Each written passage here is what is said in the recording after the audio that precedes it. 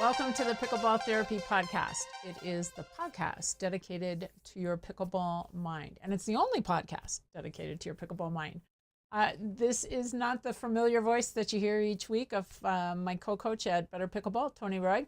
This is CJ Johnson, and every once in a while, Tony lets me hijack the mic to talk about all things mental and how they can improve our pickleball. And this week, I want to explore this question.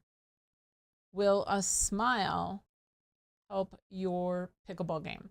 I have a story about an event that I want to tell you where I do believe a smile helped this player to play their absolute best. That's what I'm going to be talking about in the podcast this week. But before we get into that, if you are listening to this about the time that the podcast drops, we have the Pickleball System Spring Boot Camp coming up on March 27th. Is the first day. That's the kickoff day, and then the boot camp is over the weekend. It is a fantastic way to tune up your pickleball game. We are going to be talking about your number one complaint, which is consistency. We're going to help you to become a more consistent player. And the best part about this training is it's 100% online. You do not have to have a court, and it is definitely going to help your improvement. So you can check out all the details in the show notes below. So just simply go ahead and click on that link. All right. So the question is, does a smile help you to play your best pickleball? This past week, I was down in Palm Springs, and I had a chance to attend the BNP Paribas, I'm not sure that's how you say it correctly, but the BNP Open in Indian Wells. I was down in Palm Springs. I was shooting some video with the Swing Vision app. It's an AI related coaching app. And I got a chance to pop over and watch the BNP, and it was a wonderful event. And even though I played a little tennis in high school, I never played tennis as an adult, but I love sports. I love athletes. I love sports. I am a big tennis fan. So it was quite the treat to go over there. And I happened to see Frances Tiafoe.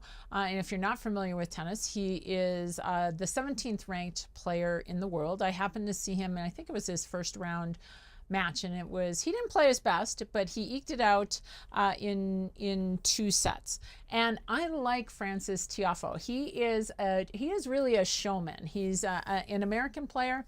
He is when he is at his best, he is performing for the crowd. He gets them excited. He involves them. He smiles. He's very animated. He is has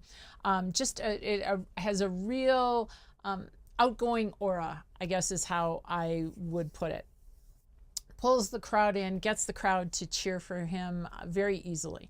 So in his next match, he was put up against a young Japanese gentleman, and I'm probably going to say his name incorrectly. I'm going to give it my best shot. Yosuke Watanuki. I'm sure I slaughtered that, but and this young man has been on quite the winning streak. Now he is, I think, the 340, let me see, I wrote it down, 349th ranked player in the world. So there's really obviously a substantial difference in ranking between Frances Tiafoe and Watanuki.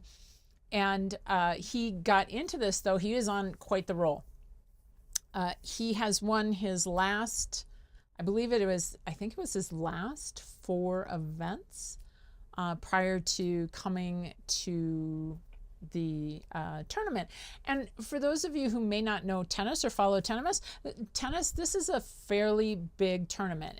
A lot of players say that if there were a 5th major, this would be it, because it draws that strong of a field. So for the 349th ranked player in the world, it really is just a feat even to get into the tournament. So here he comes in, he's facing Tiafoe, certainly a fan favorite. As I said, he's quite the showman.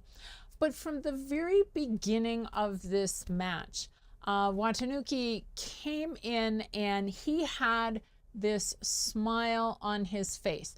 He's looking around. They were on court Stadium 2, and I happened to see a match there. It's quite a beautiful stadium, and he's looking around, and you can see him taking in the wonder, taking in the experience, and he has a smile that's ear to ear.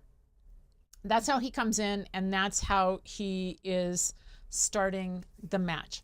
So he serves first, and typically you have a few nerves when you serve first, and he serves 3 aces right in a row. So for those of you who aren't tennis fans, an ace is the serve, the returner either hits it into the net or hits it out, and it is a point for the server. So he serves 3 aces right in a row. It's pretty interesting to start out that way. So as he's about to serve for the game, right? If he wins one more point, he's going to win that very first game. He gets up there and he misses the 4th ace. And he makes an extremely cute gesture of like, oh, dang, I missed it. And he got the crowd to giggle, because the crowd was kind of wondering, are we going to get a 4th ace here to start off the match? So he misses that 4th ace, but then he does win the first game. Throughout the whole entire first set, he takes that same wonder that he had when he walked out onto the court, that same almost, I would say, like childlike curiosity, the smile on his face, certainly enjoying the experience, and is applying that to the rallies that he's experiencing while he's out there. This young man was playing some incredible tennis, and I would dare to say that if you're firing on a 10 out of 10 level, for the majority of the match, he was firing at a 10 out of 10 level. There were some shots that he hit that were unbelievable. There were some shots where he's sliding to get to the ball, so he's reaching for it. The ball is under the net. As pickleball players, we all know how cumbersome the net is, right? You got to get it over the net, and he hits the perfect shot. But his reactions after the shots, good shots or not so good shots, were ultimately what I think may have turned the match in his favor. It certainly got the crowd in his favor. It may have thrown Tiafoe off his game just a little bit, because normally he's the one who has the crowd in his favor. But I think those reactions helped him to stay in the moment and to really perform his best. He would hit a shot, one of these like great, spectacular, crazy, once-in-a-lifetime shot. It's like hitting a great, absolutely awesome ATP. And he would look at the shot and have like big wide eyes and this huge smile on his face, like, did I just do that? Really? For real? I just pulled that shot off? And it wasn't just the good shots, though. He had a similar smile on his face when he hit poor shots. In fact, Sam Querrey, and as you know, Sam has been a tennis professional his whole entire life. He plays pro pickleball now. Was commentating on this match for this tennis channel, and Sam made the comment, "I have never seen a player smile so much at missed shots." Now, not only did he smile at his good shots, at his missed shots, when Tiafoe, who is an unbelievably athletic player in his own right, and a great player, like I said, he's number 17 in the world. When Tiafoe hit great shots, he applied that same smile and that same wonder and really admiration for the shot that his opponent hit. In fact, there was one shot that Tiafoe returned Watanuki's serve at a very sharp angle. Tough shot. He was off the court. He clipped the line. I mean, it was a great shot on Tiafoe's spot. Watanuki looked at it with big wide eyes, and he literally looked down at the line and then he looked back at Tiafoe like, oh my God, I can't believe that was in. That was so good. Like almost a thumbs up. Now, I think what that demeanor did is it did two things. The first thing it did is it impacted the crowd. Because generally, Frances Tiafoe, he's a crowd pleaser. As I said, he's a showman. He gets the crowd on his side. And I think for him as a player, that's some of when he plays his best. When the crowd's on his side and he's playing to the crowd, he plays his best. You can see him like lifting his hands up, trying to get the crowd involved. I think he lives for that as an athlete, and he performs well under those circumstances. And in this instance, it's an American crowd, and Frances is American, and Watanuki is a Japanese. And certainly, they would lean towards the American player. But Watanuki's actions, just like that smile and that wonder and that being in the moment, I can't believe I'm here, brought a large portion of the crowd over onto his side. And I wouldn't say it was like they were cheering for him over Tiafoe. I don't think that was the case, but it certainly wasn't lopsided in the other direction. They were appreciating his performance, and they were appreciating the fact that he was in wonder and he was smiling at both his performance as well as Tiafoe's. So I think that was the first thing that it did.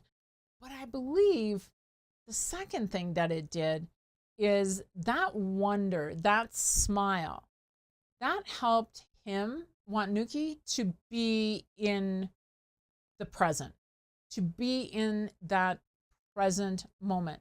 I mean, think of it this way. How many times have you smiled after you hit a poor shot? After you hit a shot that you think you could make, how many times have you actually smiled? And there is something about smiling. There's been some scientific studies on what smiling actually does to our bodies. And I don't know if there's ever been one that's been done about what smiling does in sports, but there have been these studies about what smiling does to our attitude and how it calms us and the different things that smiling can do for us. And I know for myself, I probably have never hit a shot that I think I should make and then smiled afterwards. I'm going to guess I've always had somewhat of a negative reaction. In fact, I was telling Tony this earlier today when I was getting ready to record this. On Sunday, I was watching I think they were in Coral Gables, the PPA Coral Gables final, and Anna Bright was playing, and respect Anna Bright as a player. She is a great player. She missed a very easy forehand dink, down the line forehand dink, easy forehand dink, one that she's going to make, 99 out of 100 times. And she took the paddle and she smashed herself. She hit the paddle to her head. And it wasn't just like a little light tap to her head. It was with a similar force that I've seen players slap a paddle to their leg. And I got to thinking to myself, I'm like, wow, those are just two such very different reactions to a missed shot. What's the internal impact to our psyche when we do that? And unlike all players, I've been guilty of thinking at times that wow, how could I have missed that shot? In fact, Tony did a podcast several weeks ago, about a month ago, where he talked about we are going to miss a percentage of shots, right? We all know we're not perfect. So why do we beat ourselves up when we miss a shot? Because that's just one part of the percentage that we will miss. It's silly to beat ourselves up. And I never thought about it that way until he framed it out that way. I'm the kind of player that when I miss a shot, I think I should, let's put it that way, that I should make. I have more of a Anna Bright style reaction. I don't know that I've ever hit myself in the head, but I have more of that beat yourself up type of reaction versus to put a smile on my face. Now, I don't know that the smile impacted his win. I think personally, I think it did. Now, first of all, he was just playing great tennis, and he pretty much played great tennis through the entire match. He did go through a little lull where his play dropped, but his demeanor didn't change. And in the end, he beat Tiafoe. And I'm going to guess on any given day, right? I mean, he's the 349th ranked player in the world. Tiafoe's number 17. I'm going to guess on any given day, Tiafoe could beat him as a player. I mean, that's what the rankings say. But in that one particular match, I really do think Watanuki's demeanor changed the match in his favor. He was playing great. He kept smiling. He took the pressure off, right? He took any pressure off himself because here he is. He's the underdog. He's not expected to beat Tiafoe. And he took the pressure off and was able to perform.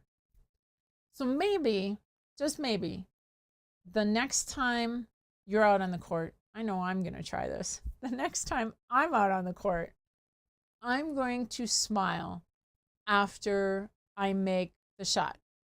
No matter if it's a good shot or a not so good shot, I'm going to smile and I'm going to observe what does that do to my mindset. I'm going to guess it slows me down.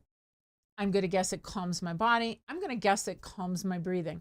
But I'm going to observe what it does for me and if truly a smile can help me to play better pickleball.